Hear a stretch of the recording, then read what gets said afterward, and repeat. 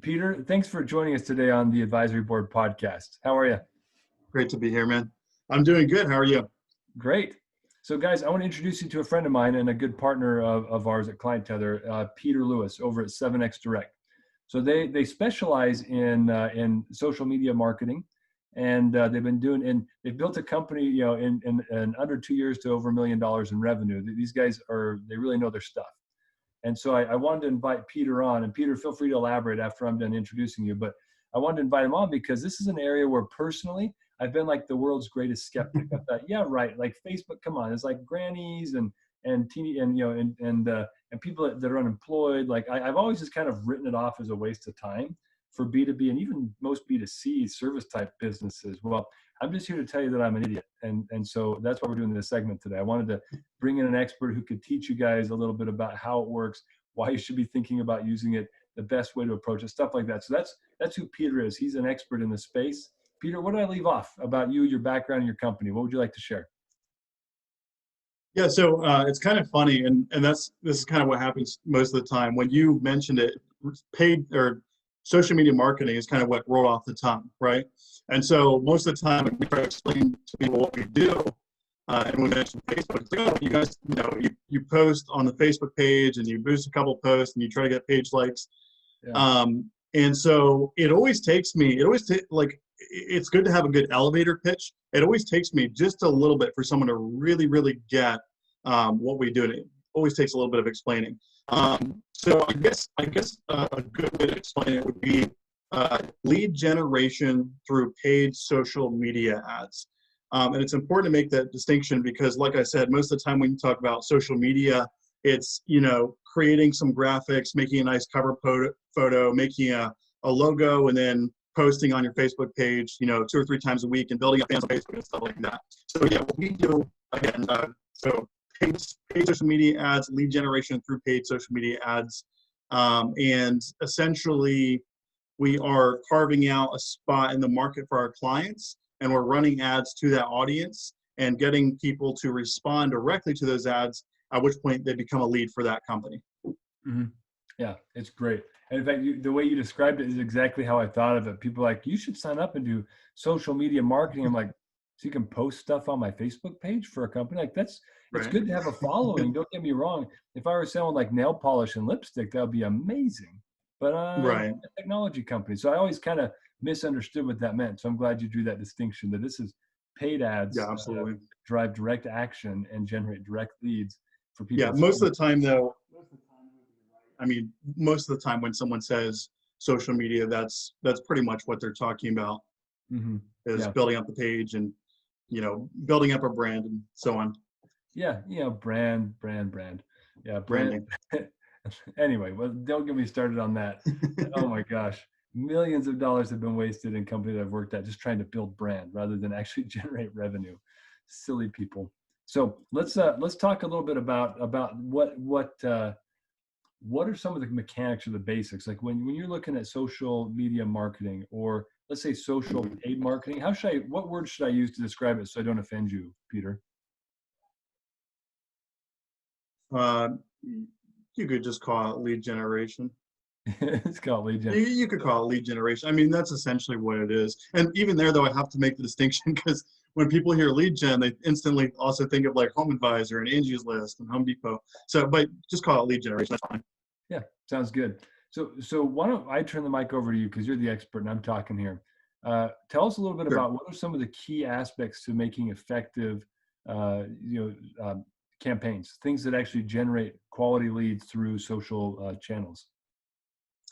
Right. So before I get into that, I want to actually lay the groundwork for what you need to have in place before you can do that. So most of the companies we talk to, we'll get on the phone with them. Hey, we'll ask them a little bit about their closing rate and if they have a process defined and stuff like that. And, a lot of the guys I talk to, especially the smaller ones, it's, oh yeah, well, our closing rate is 70% or it's 80%. That's like, okay, that's great. But what they're talking about is that they have a 70 to 80% close rate with their referrals, right? So a customer refers them, that customer goes in and they already trust the company. They're pretty much already sold before they get there. They just need to, iron out the details. They need to talk to someone so they can feel a little bit more comfortable moving forward.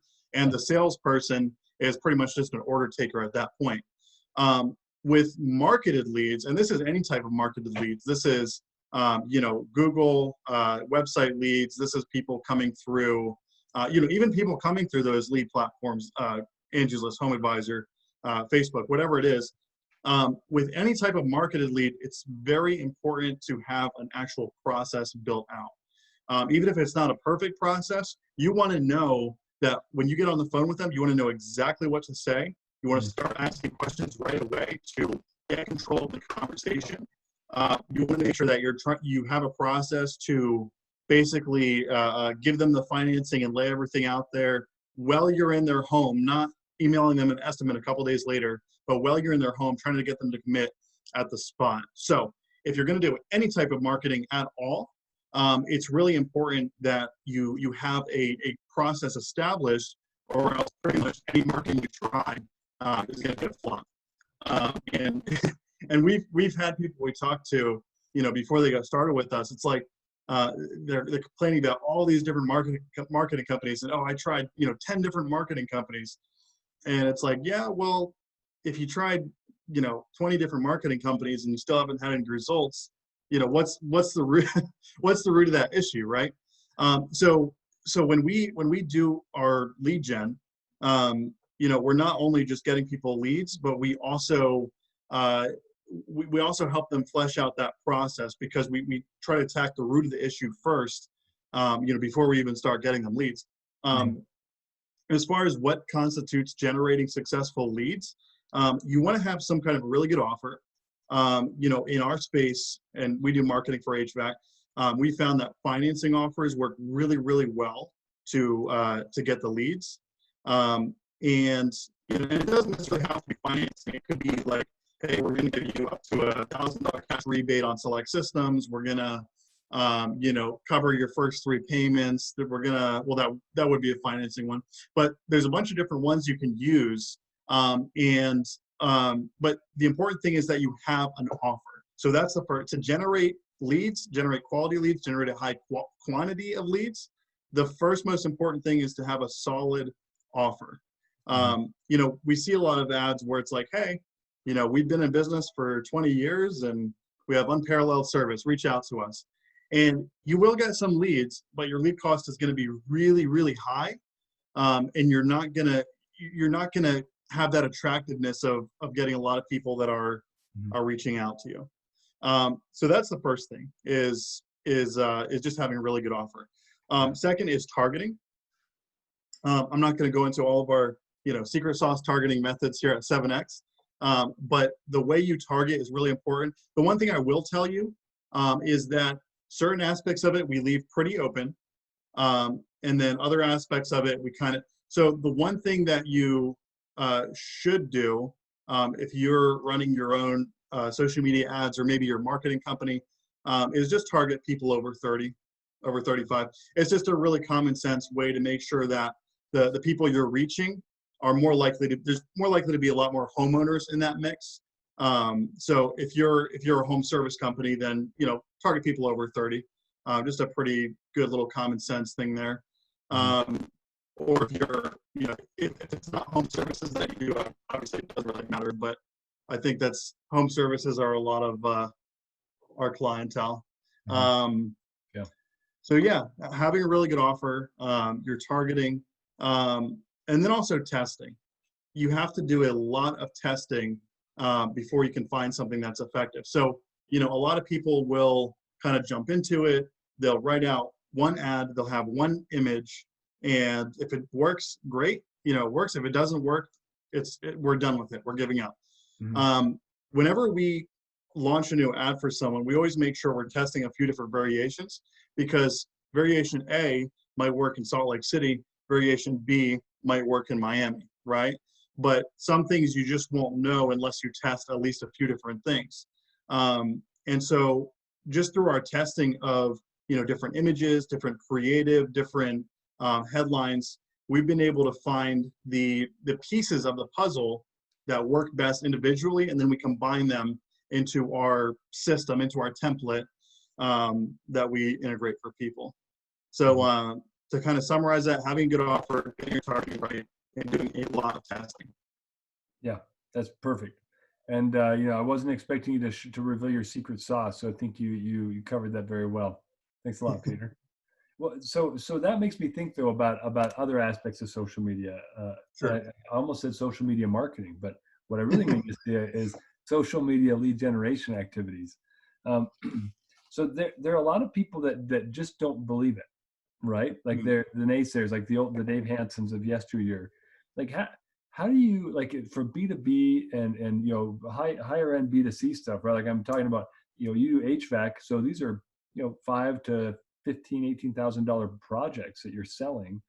A lot of people just don't believe that's the right medium to market. In fact, even B2B stuff, a lot of people say, well, I can only go to LinkedIn. I can't do anything on Facebook. Like, how do you help people understand that this is a viable way to generate high quality leads for any type of business? Right. So there's a certain segment of the population that a lot of my clients, even, they aren't on Facebook, so they don't quite understand how it works. They think it's kind of what the new kids are doing, and people are just playing around in it. What you have to understand, Dave, over 80% of the American population is on Facebook. So the argument there, argument that you hear a lot with Facebook is, well, it's just people playing around. They're not really serious. Why would they be interested in getting a new system if they're just liking and sharing and posting memes or whatever?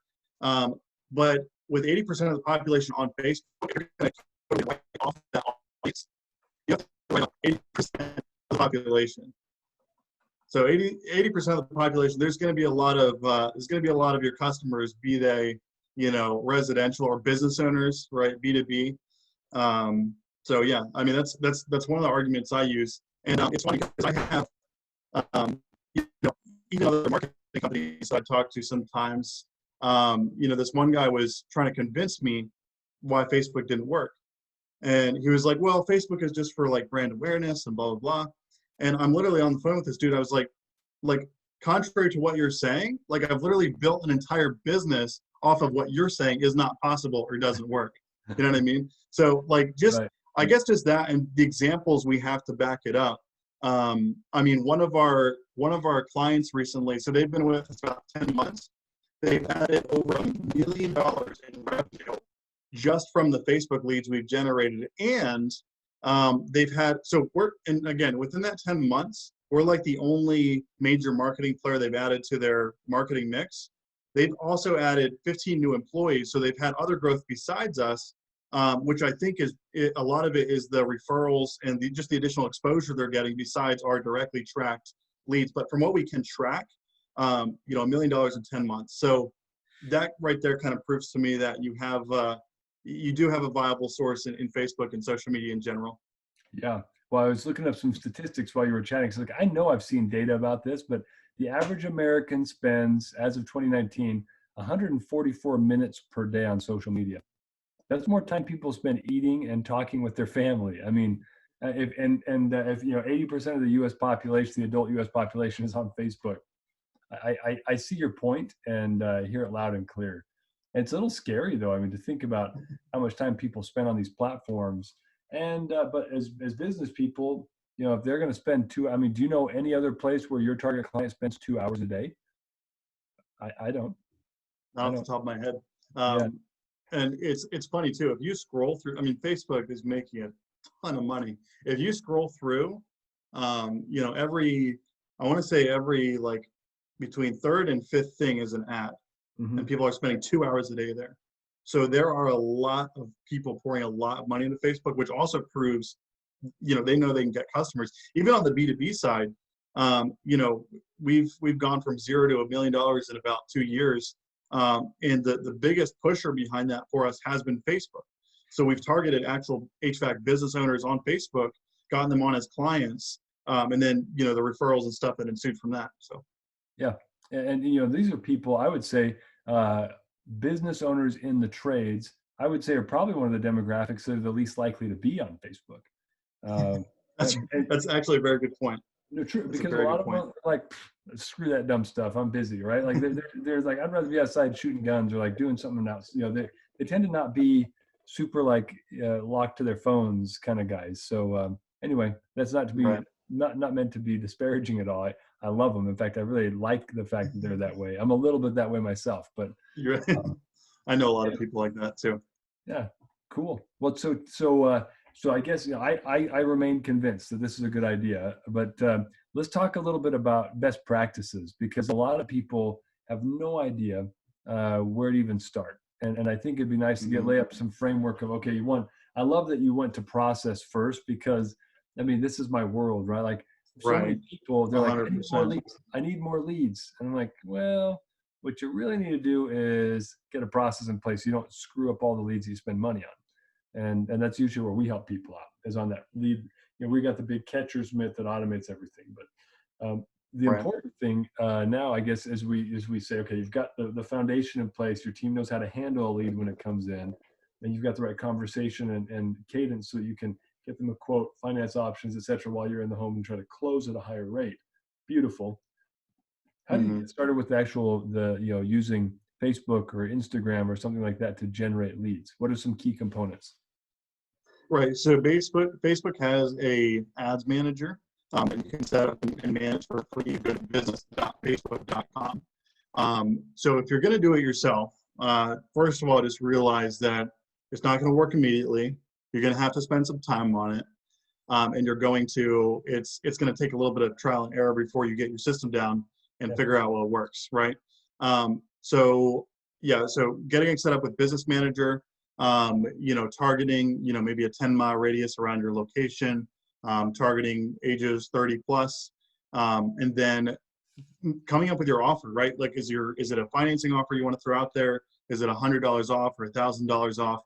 And create some urgency to it too, right? Like, this offer is only available till the end of um, uh, September, right? Act fast, and you have to be willing to be a little bit salesy like that.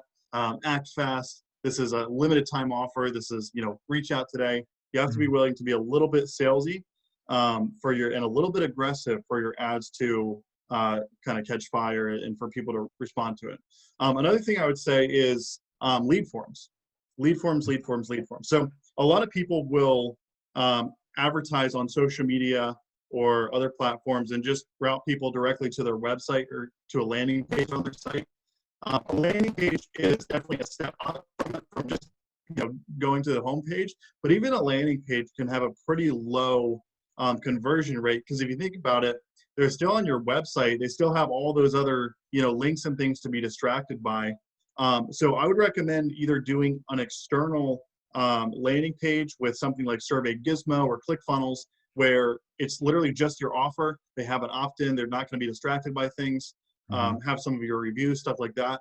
Or the easier option is just to use a lead form within Facebook. So within Facebook, you can use a lead form where people can, it's like you can put in what information options you want people to be able to fill out, and you can create that actually directly within Facebook. So they'll put in their name, email, phone number, address, whatever you want, and then submit their information. And it's so simple, it's cheap, or it's free, Yeah. other than the money you're spending on ads. Yet we found it to be one of the most effective ways to actually generate the leads. We are doing some stuff with landing pages, but the lead forms are really freaking useful, really easy. Yeah. And that I would recommend using a lead form. I wouldn't recommend just having your phone number on there for people to call you. I would recommend that you set up the lead form, get people to opt in.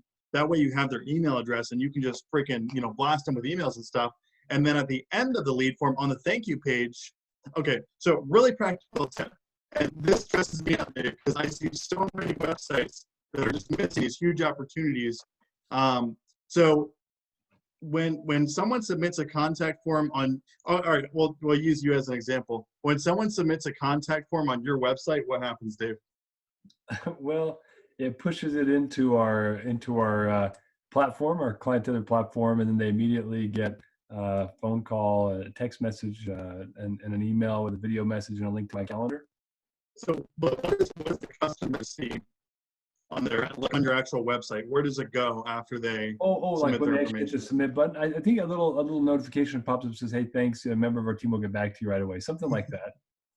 So that's one of the biggest missed opportunities. Now you have it set up so you're responding immediately, so it might not be quite as bad for you. Okay, but on especially on home service websites and other types of websites, when you hit that thank you page is the biggest opportunity to push them further along in the cycle. So on that thank you page, you can have your phone number, Mhm. you can have a link to a scheduler to actually pick a time, so you don't have to do that work of booking with them.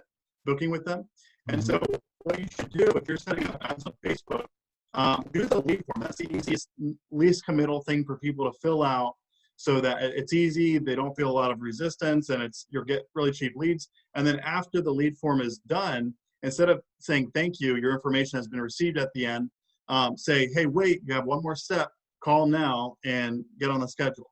So that way you're capturing a higher percentage of people and getting a higher percentage on people on the phone, just because you're getting them to actually take part of the action. So you're Mhm. not losing the opportunity to have them call in right away, but you're not losing the opportunity for the people that are just going to submit a form and could sell them later with your email campaigns and stuff like that.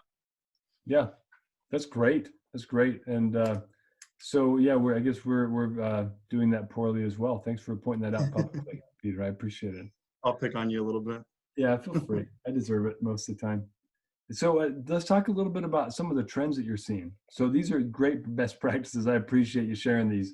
And I just want to go back to two things you said actually before we move on. One is, so then you said, you literally said, like these were your words, you can freaking blast them with emails. I just want to revisit Mhm. that concept for just a second. So Right. no, I'm kidding. I'm just messing with you. But no, you're right. You do want to capture that ASAP.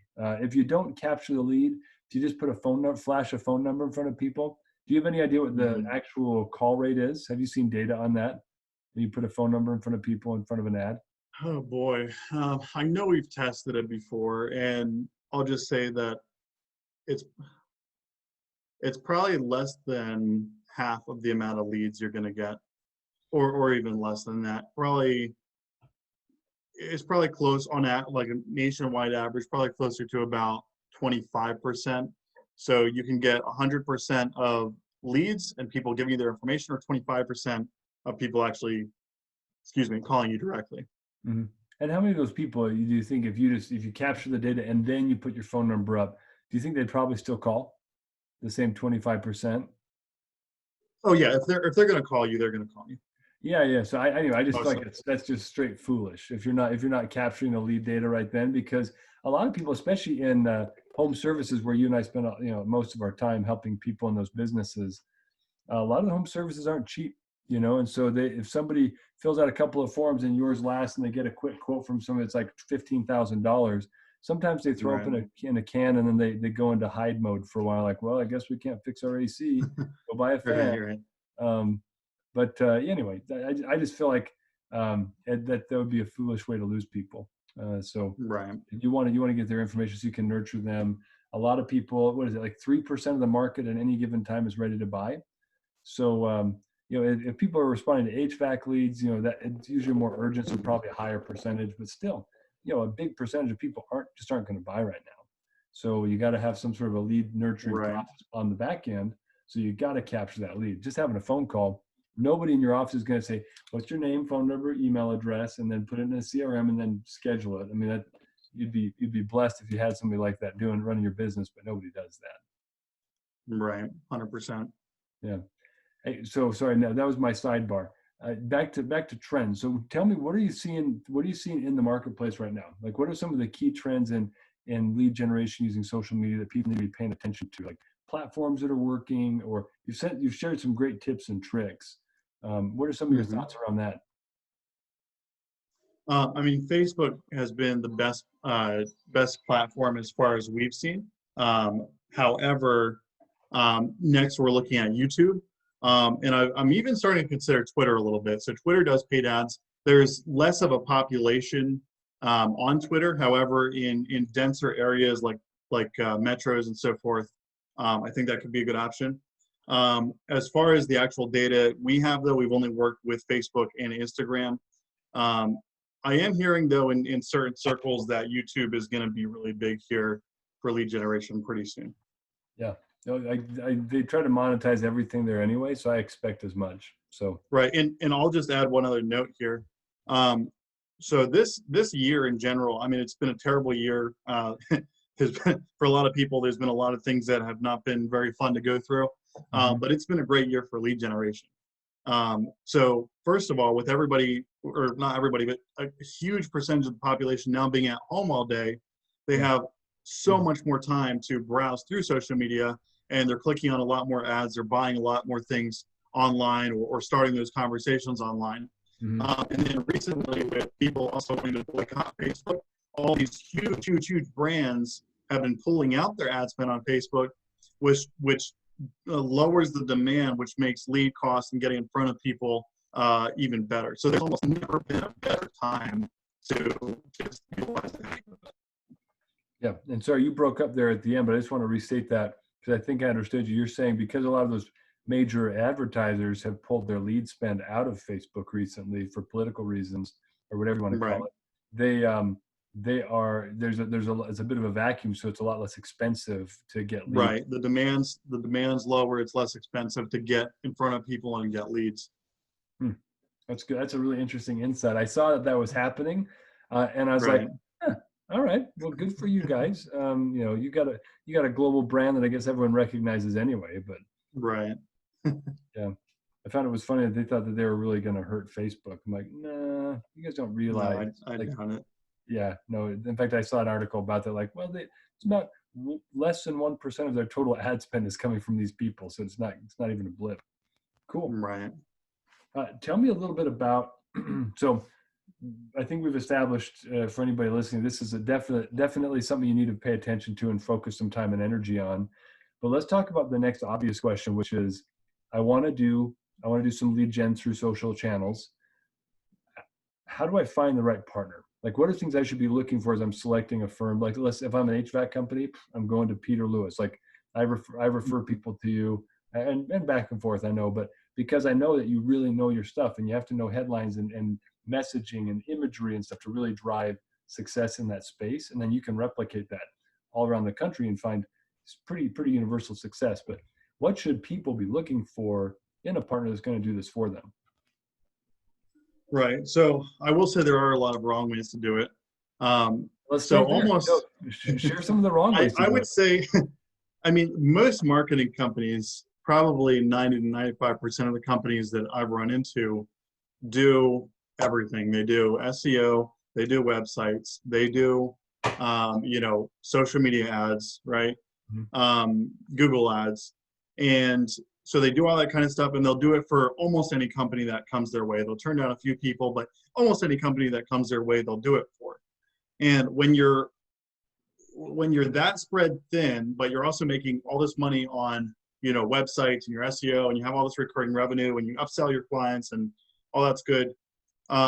Most companies don't have the time, resources, or really even desire to kind of start looking at Facebook and finding ways to make that work. So what tends to happen is they'll get a few clients that come to them, and they say, hey, this new lead generation social media thing is great. We want to tap into it. And the companies say, okay. And so they kind of dip their toes in the water and run a few ads. And then the company complains about the leads, or they're, just kind of, they get high lead costs. Something goes wrong, and they immediately pull back out, and they write the whole platform off and say, oh, well, you know what, it's more about creating awareness on Facebook. Nobody's a serious buyer on Facebook, right? And so if you're working with a company and you really want to do it right, I would highly recommend picking a company that specializes in Facebook. That's like their big main thing is that they're specializing on Facebook. They know how to generate leads through it. They're spending the time, and they're innovating based on that. If a company does everything, they're a lot less likely to be good at any one thing in particular. Yeah, no, I think that's a great place to start. So how do you pick out the pretenders? Is it really just you look on their website and you can see, oh, we're SEO and PPC, blah blah blah blah blah, and Facebook? I mean, is that a pretty big red flag, or what are some of the things you should be looking for as you're trying to filter out who are the I guys mean, who I would, specialize, who don't. if it was me, I would literally just Google, Facebook lead generation for roofing, Facebook lead generation for HVAC. That's what I would do. Mhm. And find, like, if they have all that other stuff on their site, I probably wouldn't bother with it. Um, yeah, I don't think I would personally. Another thing you want is someone who specializes in your industry and Yeah. understands the unique needs of your industry. Yep. Um, because, like, so we spend hundreds and hundreds of thousands of dollars on ads, and we understand that we've had all that testing to do to weed out everything that doesn't work, right? But if you come to a company and you're the first roofing guy that they've ever had, uh, they're using your money, your hundreds of thousands of dollars, hopefully not hundreds of thousands, but they're using your money to test it out and figure it out. So how it usually starts is they'll sit down with you, have a 4-hour discussion with you. You have to fill out this huge form of, okay, who are your ideal customers? What are Yeah. some offers you'd like to run? But if it's someone from the industry, and and look for their testimonials and case studies to see what they're actually, there's a lot of really impressive, my peers in this marketing world, there's some really impressive results out there. So it's not hard to find people that are, generating hundreds of thousands of dollars for their clients. And so look at their testimonials and, Mhm. and try to pick someone who specializes in your industry would be my advice.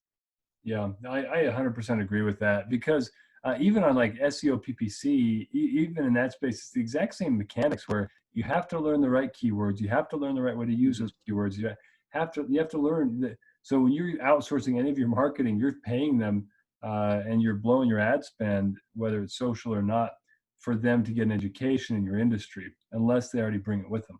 So I Right. agree wholeheartedly with that. That's really wise advice.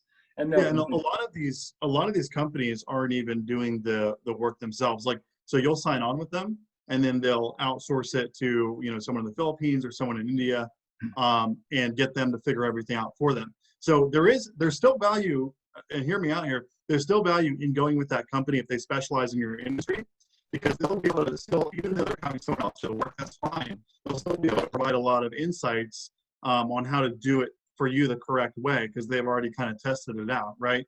But if it's just a generalist marketing company and they're doing that, I mean, they have absolutely nothing to bring to the table over someone who's doing it in house or what have you. yeah, other than maybe a shared management fee that might reduce the management costs a tiny bit. Right. That's about all they have to bring to the table. Okay, that's awesome. Now, what do you have any advice of? Well, actually, I wanted to ask you this question, so let me ask it to you now. Sure. Like, tell me, do you have any experiences that have been pretty humorous, like trying to help people figure this out, or big mistakes you've seen people make that just made you laugh as they're trying to get a campaign off the ground? They're trying to get a campaign off the ground. Now, is this a company that's working with uh, Yeah, I a would say, different company? yeah, sure. Sure. I mean, I'm not asking you to open the kimono and share like, war stories of things that might have gone wrong early on. But I mean, what have you seen that was actually pretty comical where you're like, oh my gosh, I can't believe you're trying that. Like that's foolishness. Because Well, somebody okay, out so there, I'm actually going to go off on a limb here, and I'm going to use a failure of mine to illustrate this point. But that's how good it is, and you'll see. So we had this client that wanted to. So their leads were coming in awesomely, and we because again we already know what images work. We have the right creative and stuff, so we just put it in place. Their leads were flowing in, and they were like, hey, well, we want to use our own we want to use our own images. And so they had these beautiful, professionally done images. The people looked good. They were in front of their truck that was wrapped, and it just looked awesome. So we were like, okay, cool. This is really awesome. So we imported all their images. And so I stopped doing that. Was working on other stuff. 3 days later, I get a call, and it's the owner of the company. And she's like, hey, what happened? Our leads have stopped.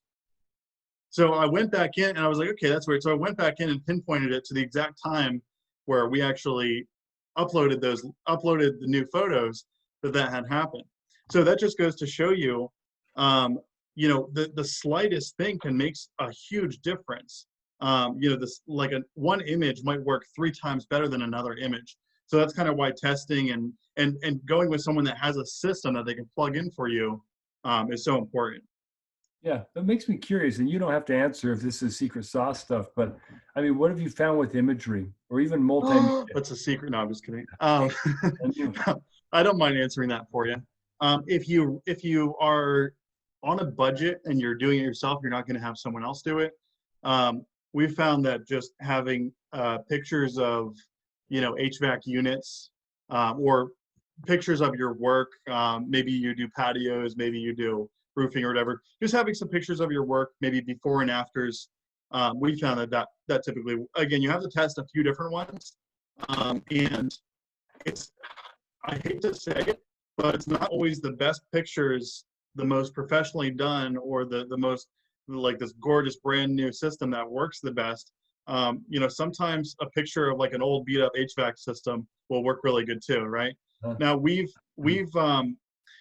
people have talked about the graphics and they don't really like those types of pictures, but I mean, man, they work really good. Like we've done some graphics and we've found a way to make them look good and still generate leads. But if you're just getting off the ground floor, just Google pictures of roofing or roofing projects or patio projects or whatever it is you do, and try those out. Try like 5 different ones out. Okay, yeah, that's cool. I appreciate it. Tell me, one of the things that I've seen a lot, especially when I'm on any social media, I see a ton of video content now because it's engaging. It starts to move right when you scroll over it. And you're like, oh, what's that? No, I don't need that. Moving on. But what are some of the things that have you seen multimedia make a big difference, or with what you're doing is like putting video in, not really helping much with your ads? No, so we just invested a bunch of money into doing like these really cool like 3D, like the text will swoop in and there's a dinosaur that pops out and says, is your HVAC is your AC system a dinosaur? So like we just invested a lot of money in that. So far we're not really seeing a big difference from just our static images. I think from a B2B standpoint, like we're starting to use more video in our own ads, but that's because we have such a high ticket service that we really have to, sell it and nurture and help people understand it. Whereas if it's just a common service that people understand, you might not need to do that quite as much. I got you. Well, that helps a So lot. for home services, you don't need a video. Gotcha. Save yourself the 5-figure production cost, 4-figure production. Oh my gosh. Yeah, videos are expensive. Oh yeah. Although they're effective. I love videos, but man, they're rough. Tell me, I mean, what are some of your parting thoughts, Peter? Anything else that people ought to know about generating leads through social channels? Oh boy. Yeah, I mean, I would recommend finding a company to do it, at least trying them out, and see what you can learn from them. Look at their ads, ask them about stuff, and I would recommend. I mean, before you do anything with social media, definitely build out that process on the back end. Dave, you and me were talking about this a little bit before. With social media leads, you tend to capture people who are a little bit earlier in their buying process. If it's 80 degrees in someone's house and the weather's hot, they're probably going to go Google a replacement, right? If you capture people on Facebook, they tend to be a little bit more proactive. They're a little bit earlier in their buying cycle. And so that's why it's so important to have a system built out where you know that you have the right script when you call them. You're creating urgency. And for the people that don't close down right away, you have a consistent follow-up after that point.